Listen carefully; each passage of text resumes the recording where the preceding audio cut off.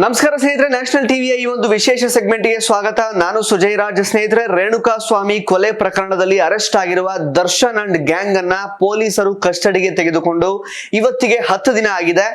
ಇವತ್ತು ಸಂಜೆ 4 ಗಂಟೆ ಸುಮಾರಿಗೆ ಮ್ಯಾಜಿಸ್ಟ್ರೇಟ್ ಕೋರ್ಟ್ ಎದುರು ಪೊಲೀಸರು ಡಿ ಗ್ಯಾಂಗ್ ಅನ್ನ ಪ್ರೊಡ್ಯೂಸ್ ಮಾಡಿದ್ರು. ಇದೀಗ 24ನೇ ACMM ಕೋರ್ಟ್ ನಿಂದ ಬಂದಿರುವಂತಹ ಮಾಹಿತಿಯ ಪ್ರಕಾರ 3ನೆಯ ಬಾರಿಗೆ ದರ್ಶನ್ ಸೇರಿದಂತೆ 4 ಜನರನ್ನ ಹೆಚ್ಚಿನ ವಿಚಾರಣೆಗಾಗಿ ಮತ್ತೆ 2 ದಿನಗಳ ಕಾಲ ಪೊಲೀಸ್ ಕಸ್ಟಡಿಗೆ ಒಪ್ಪಿಸಿ ನ್ಯಾಯಾಲಯ ಆದೇಶವನ್ನ ಹೊರಡಿಸಿದೆ.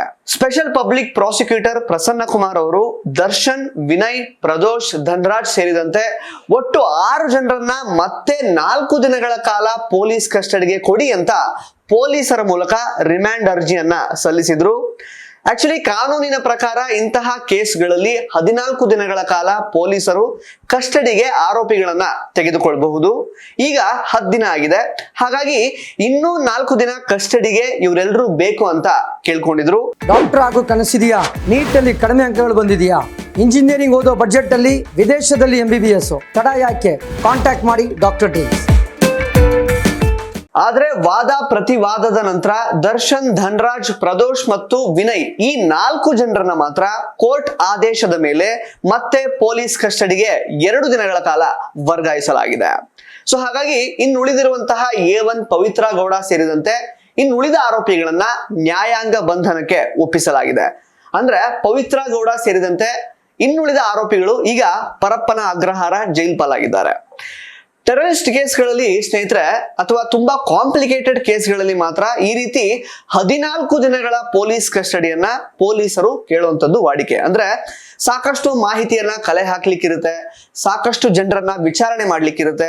ಹಾಗಾಗಿ ಸರಿಯಾದ ರೀತಿಯಲ್ಲಿ ಇನ್ವೆಸ್ಟಿಗೇಷನ್ ಅನ್ನ ಮಾಡ್ಲಿಕ್ಕೆ 14 ದಿನಗಳ ಕಾಲ ಒಂದು ಪೊಲೀಸ್ ಕಸ್ಟಡಿಗೆ ಆರೋಪಿಗಳನ್ನ ಕೊಡಬೇಕು ಅನ್ನುವಂತಹ ಒಂದು ಮನವಿಯನ್ನ ಪೊಲೀಸರು ಈ ಟೆರರಿಸ್ಟ್ ಕೇಸ್ ಅಥವಾ ಕಾಂಪ್ಲಿಕೇಟೆಡ್ ಕೇಸ್ಗಳಲ್ಲಿ ಕೇಳ್ತಾರೆ. ಆದ್ರೆ ಈ ರೀತಿ ಈ ಒಂದು ರೇಣುಕಾ ಸ್ವಾಮಿ ಕೊಲೆ ಪ್ರಕರಣದಲ್ಲಿ ದರ್ಶನ್ ಮತ್ತು ಇನ್ನಷ್ಟು ಜನರನ್ನ ಈ ರೀತಿ ಇನ್ನೂ ಕೆಲವು ದಿನಗಳ ಕಾಲ ಪೊಲೀಸ್ ಕಸ್ಟಡಿಗೆ ಕೇಳಿರುವಂತದ್ದು ಈ ಕೇಸ್ ಎಷ್ಟು ಕಾಂಪ್ಲಿಕೇಟೆಡ್ ಅನ್ನೋದನ್ನ ಅರ್ಥ ಮಾಡಿಸುತ್ತೆ ನಮ್ಗೆ.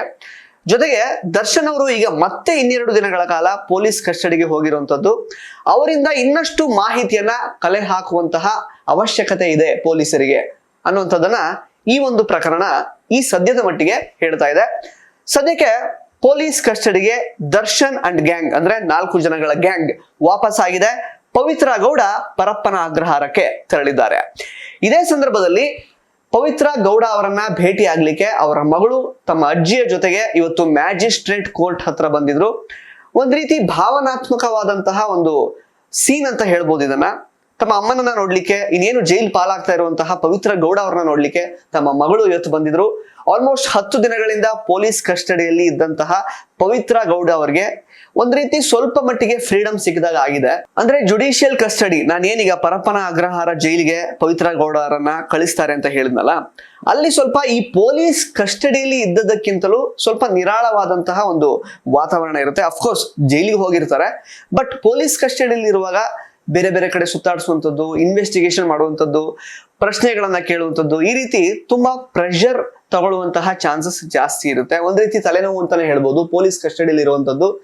ಈಗ ಜೈಲಿಗೆ ಹೋದ ನಂತರ ಸ್ವಲ್ಪ ನಿರಾಳವಾಗಿರಬಹುದು, ತಮ್ಮ ವಕೀಲರನ್ನ ಭೇಟಿ ಆಗಬಹುದು, ಬೇಲಿಗೆ ಸಂಬಂಧಪಟ್ಟ ಹಾಗೆ ಏನೆಲ್ಲ ಮಾಡ್ಕೊಳ್ಬೇಕು ಅದನ್ನೆಲ್ಲ ಮಾಡ್ಕೊಳ್ಳುವಂತಹ ಅವಕಾಶ ಸಿಗುತ್ತೆ. ಕಂಪ್ಯಾರಿಟಿವ್ಲಿ ಪೊಲೀಸ್ ಕಸ್ಟಡಿಗಿಂತಲೂ ಈ ಒಂದು ಜುಡಿಷಿಯಲ್ ಕಸ್ಟಡಿ ಆರಾಮಾಗಿರುತ್ತೆ, ನಿರಾಳವಾಗಿರಬಹುದು ಅಂತ ಹೇಳ್ಬೋದು. ಬಟ್ ಆದ್ರೆ ಇನ್ನು ದರ್ಶನ್ ಅವರಿಗೆ ಮಾತ್ರ ಇನ್ನೂ 2 ದಿನಗಳ ಕಾಲ ಪೊಲೀಸ್ ಕಸ್ಟಡಿಗೆ ಅವರನ್ನ ವಹಿಸಿರುವಂತದ್ದು. ಇನ್ನೂ 2 ದಿನಗಳ ಕಾಲ ದರ್ಶನ್ ಅವರಿಗೆ ಒಂದು ರೀತಿ ಕಂಟಕ ಅಂತಾನೆ ಹೇಳ್ಬೋದು. ಅಂದ್ರೆ ಓಡಾಟ ಜಾಸ್ತಿ ಇರುತ್ತೆ, ಸಾಕಷ್ಟು ಪ್ರಶ್ನೆಗಳನ್ನ ಹಾಕುವಂಥದ್ದು, ಅವರಿಂದ ಮಾಹಿತಿನ ಕಲೆ ಹಾಕುವಂತಹ ಪ್ರಕ್ರಿಯೆ ತುಂಬಾ ಇರುತ್ತೆ. ಸೊ ಇದನ್ನ ಎದುರಿಸ್ಬೇಕಾಗಿ ಬರುತ್ತೆ ಇನ್ನೂ 2 ದಿನಗಳ ಕಾಲ ದರ್ಶನ್ ಅವರು. ಸೊ ಅದಾದ ನಂತರ ಮತ್ತೆ ಕೋರ್ಟ್ ಎದುರು ಪೊಲೀಸರು ದರ್ಶನ್ ಮತ್ತು ಈ 4 ಜನರು ಏನು 2 ದಿನಗಳ ಕಾಲ ಕಸ್ಟಡಿ ಕೊಟ್ಟಿದಾರಲ್ಲ ಅವರನ್ನ ಮತ್ತೆ ಹಾಜರುಪಡಿಸ್ತಾರೆ. ಅದಾದ್ಮೇಲೆ ಬಹುಶಃ ಆಲ್ಮೋಸ್ಟ್ ಈಗ 3ನೇ ಸಲ ವಾಪಸ್ ಪೊಲೀಸ್ ಕಸ್ಟಡಿಗೆ ತಗೊಂಡಿರೋದ್ರಿಂದ ದರ್ಶನ್ ಅವರಿಗೆ ಇನ್ 2 ದಿನ ಆದ್ಮೇಲೆ ಜುಡಿಷಿಯಲ್ ಕಸ್ಟಡಿಗೆ ಅಂದ್ರೆ ಪರಪ್ಪನ ಅಗ್ರಹಾರಕ್ಕೆ ಹೋಗುವಂತಹ ಒಂದು ಮುಹೂರ್ತ ಕೂಡಿ ಬರುತ್ತೆ.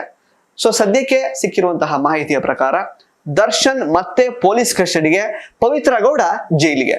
ಧನ್ಯವಾದ.